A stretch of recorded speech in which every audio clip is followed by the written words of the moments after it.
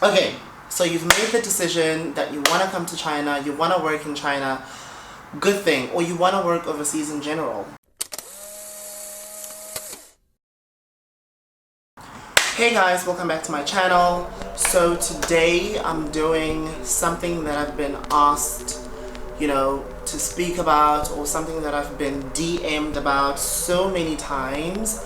So I'm going to be talking about like how I got to China, how you can get to China, because so many people have been asking me this question. Like my friends have been asking me this question.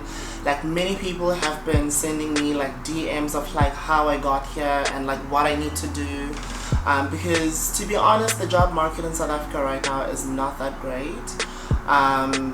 Lots of young people are suffering. The unemployment rate is, listen, a mess. So I'm always like willing to help anyone who like wants to go overseas, anyone who wants to start their life overseas, who wants to work overseas, because obviously Siago back at home.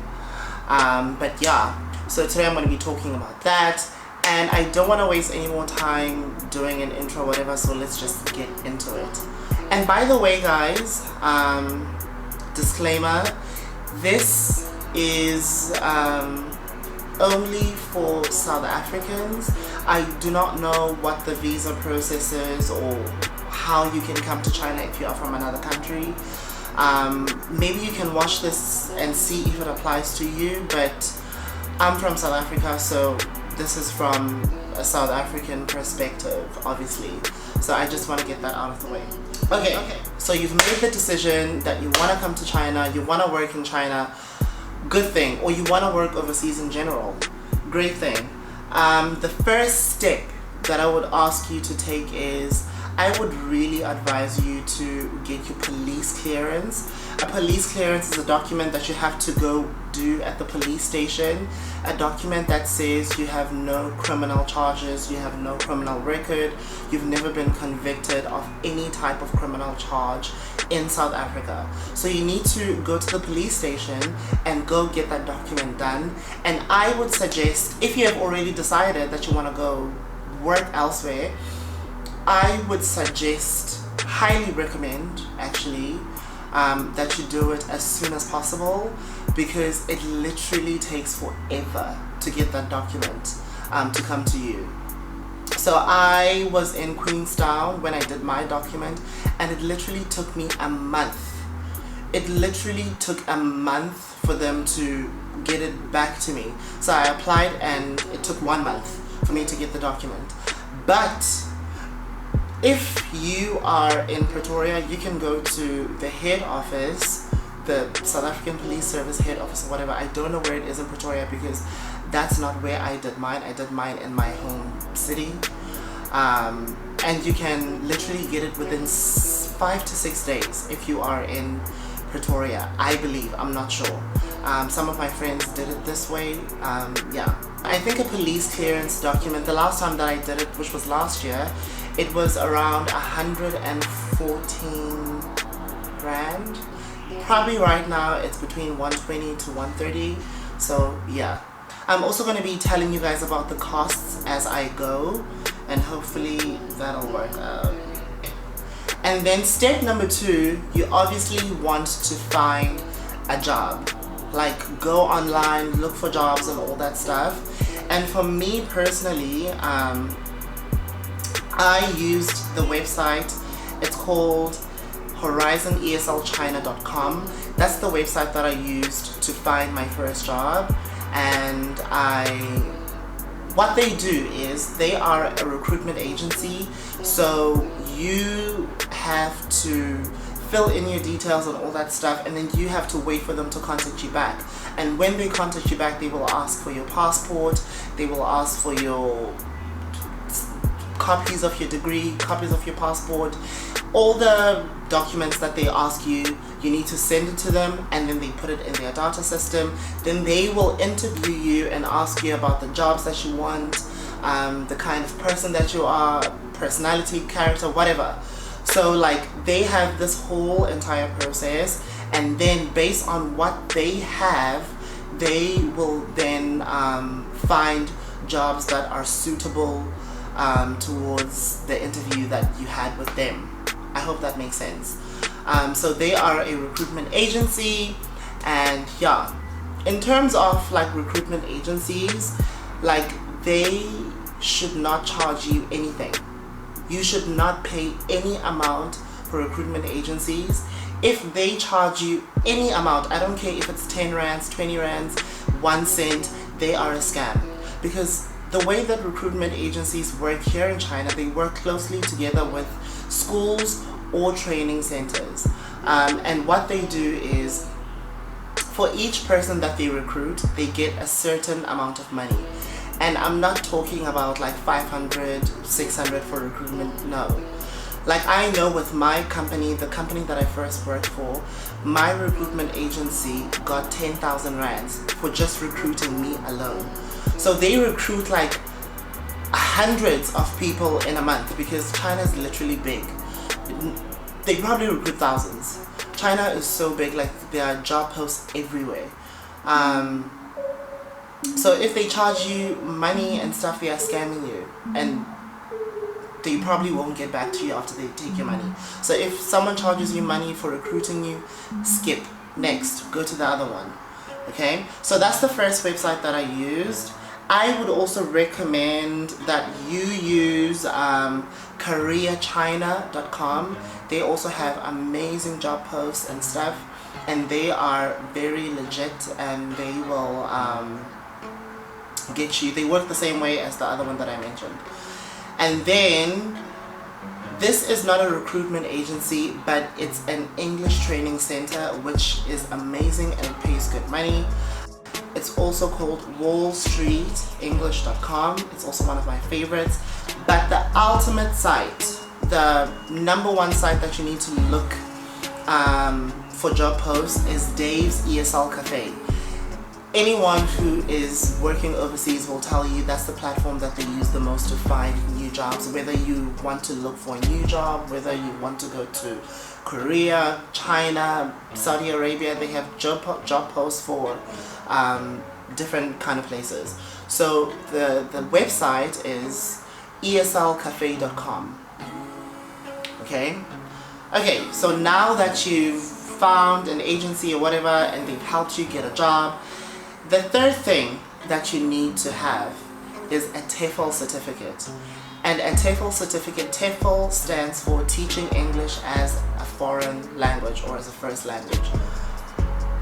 So a TEFL certificate is very important in terms of coming to China. I'm not sure about South Korea, Japan, Saudi Arabia or other countries, but in China, it's within the law that as a teacher, you need to have two kinds of certifications. You need to have a bachelor's degree from an accredited university, and you need to have a TEFL certificate. Now a TEFL certificate, you literally can get it anywhere. Like many people always use websites that are free. For me personally, with my TEFL certificate, I was lucky enough to have my previous company pay for it. So I came to China and I did my TEFL certificate and my company paid for it, and that was good for me. But literally there are so many companies in South Africa that offer TEFL services. I know Star Travel, they have like a TEFL program where you can do your TEFL and whatever. You can also go on Dave's ESL Cafe, the website that I gave you, and they have many TEFL programs. And in terms of like costs, like TEFL certificates will cost you something between 4,000 to 6,000 rands. So the whole process of like coming here is quite pricey. So step number 4, now that you have your TEFL certificate, whatever, you have your police clearance, it has come through, you need to go to the Department of Education in Pretoria to get a letter that confirms your degree is legitimate. You have to get a letter that says that you have a university degree, a bachelor's degree. Unfortunately, they do not accept like diplomas or BTECs or other degrees. It has to be a bachelor's degree. and it has to be from an accredited university. So you have to go to the Department of Education and get those details and get like a letter that confirms that your degree is legitimate, and then they have to stamp it and whatever. Step number 5. After you get the letter that confirms your degree, whatever, so you have to take that letter from the Department of Education, you have to take a copy of your degree certificate, and you have to take your police clearance to DIRCO. Still in Pretoria. DIRCO is the Department of International Relations and Cooperation or whatever. So you have to take those 3 documents. Again, I will say them again. It's your police clearance, a copy of your degree certificate, and the letter confirming that your degree is legitimate, the one that you got from the Department of Education. So you take those 3 things to DIRCO. DIRCO is also in Pretoria, and what they do at DIRCO, they have to authenticate your degree and they have to apostille your degree. So, okay, let me show you how it is. I think I still have my stuff. I'm going to show you how it looks like. Hold on. There we go. This is my TOEFL certificate, and this is how it looks like. Okay, and these are the documents that you need to go get apostilled at DIRCO. This is how they have to look like. They need to have a seal, okay? So there needs to be a seal. So after you receive your documents from DIRCO, I'm not sure actually how much the documents cost. I'm not sure if I did it for free or they charged me to do the documents. I really don't remember. Yeah, I don't remember. But after you get your documents from DIRCO, you need to take the apostilled documents with the seal to the Chinese embassy and or the Chinese consulate, whatever. And the thing is, it's very tricky with the embassy situation, because this is what happened to me. I was in Pretoria, obviously, getting my stuff together, and I remember I went to the embassy. The embassy is in Johannesburg. No, the embassy is in Pretoria, sorry. I went to the Chinese embassy in Pretoria, obviously, because now I've got all my stuff together to go start the visa process. And when I got there, they told me I cannot do my visa there because I am not, my passport is not from the Johannesburg area. So I had to fly to Cape Town to go do my visas and all my stuff in Cape Town. So you also have to research where you have to apply for your visas and all that stuff, because the Chinese embassy is full of shit. Okay, so I had to go do that, and then you have to take all these documents, I think together with your original documents, and go to the Chinese embassy to go get them a seal. Yeah, to go get them a seal, and I'll show you just now how the seal looks like. So this is the seal. So I got the seal from this is another one. So I got the seal from the visa consulate in Wynberg in Cape Town, I think. Yeah, that's where I did it. In terms of prices with the seal, each document, I had 2 documents, and each document is 250. So both of these were 500 together to get the seal at the visa consulate. So it was 500. Now that you have your seal, you are good to go. So now you can apply to get your visa. So in terms of visa processes, it's very simple. All you just need to do is have your documents together. Visa processes, they change all the time, so I cannot specifically tell you what document you need to have. It's just the basics. Like, you need to have these, you need to have your passport, you need to have what else, your degrees, all that stuff. But the most important thing for your visa, because you are applying for a work visa, which is a Z visa. You're not applying for a tourist visa or whatever. It's a Z visa. Before you apply for your visa, you need to have secured a job already. And what your employer needs to do, what they need to do is then apply for a work permit here in China. So after they've accepted you and all that stuff, they need to apply for a work permit. But don't worry about that. They know what to do, so they'll do it automatically. And then this is the document that you will need. So I don't know if you can see, there we go. It has a barcode thingy. This is the document that you will need, that your employer needs to send to you before you apply for your work visa. So this is a document, and it also has a Chinese stamp, a seal. So this piece of paper is the one that's going to allow you to apply for your work visa. And what this document says is that you have a job, you have applied for a work permit, and you are applying to be a legal teacher in China. You're not doing anything that's dodgy. So then your visa will be processed immediately. It takes forever. I think mine took 3 weeks to get it, you know, because you have to apply for this. It's like an ID. You have to apply for this, and yeah, it took 3 weeks for me to get it. It'll take 1 week for your visa to be processed, and then after 1 week, it'll be stamped in your passport and all that stuff. So in terms of the visa, my work visa was 860, if I'm being exact. So it was not really that expensive. It was 860. Yeah, and that is it. Yeah, and then now that you've got your visa, whatever, you're ready to go, blah blah blah, woohoo, yippee.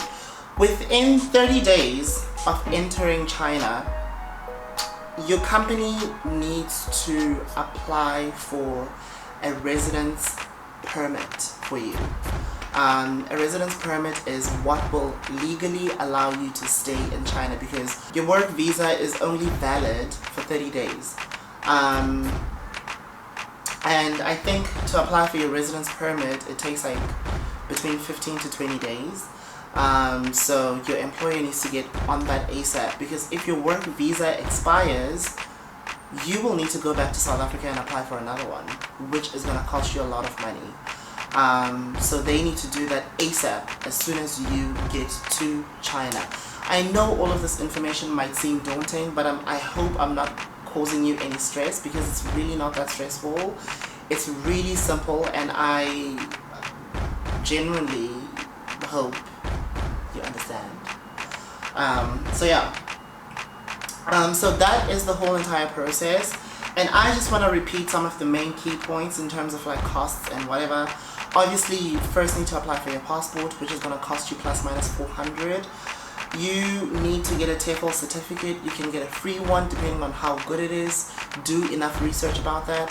Or a TEFL can cost you between 4,000 to 6,000 rands. You need to apply for a police clearance. A police clearance probably will cost you between 120 to 130 rands. You need to consider travel costs as well, because within South Africa you need to travel, go to Pretoria, go to the embassy, pay for this document, pay for that. It's gonna cost you a lot of money, and I'm gonna give you an estimate of how much everything cost me in terms of transportation, getting from different places, different documents and all that stuff. I'm gonna give you an estimate. What else needs money? Oh, the documents at the Chinese embassy, they're gonna cost you $250 per document. The price probably increased because that was last year in May, April, May, that it was $250. Now it's probably higher than that, so be prepared for that as well. Your visa will cost you probably more than $860 because the costs go up from time to time. Yeah. So one thing that I'll tell you as well about China is that it's a little bit different from South Korea or Japan or many other countries where you can teach English, because for example in South Korea many companies, they always offer to pay for your flight. Many companies in China, they don't do that. It doesn't matter whether you work in an international school, a private school, a training center. They honestly don't do that. But what they do though is some companies will say, okay, book your flight, and then when you are here, we will reimburse you for the flight money that you spent or whatever. But it's all in the job post and it's all in your contract. So if your contract does not say anything about reimbursement of flight costs, of hotel fees, of whatever, that's all on you, which I also had to pay for so many things. It'll cost you a lot of money. Altogether, everything, including the international flights, everything cost me plus minus 40,000 rands. That's not even counting the money that I needed to come start in China. So there's so many hidden costs with these things. It's not as easy as pie as they make it out to be. You have to do a lot. Unless you do your research and you find like a very good company that's like willing to pay for most things, then you're very lucky. But with China, that's not a thing. South Korea, maybe. Japan, maybe. Other countries, yeah. But like China, I've seen many job posts to know that they don't do that.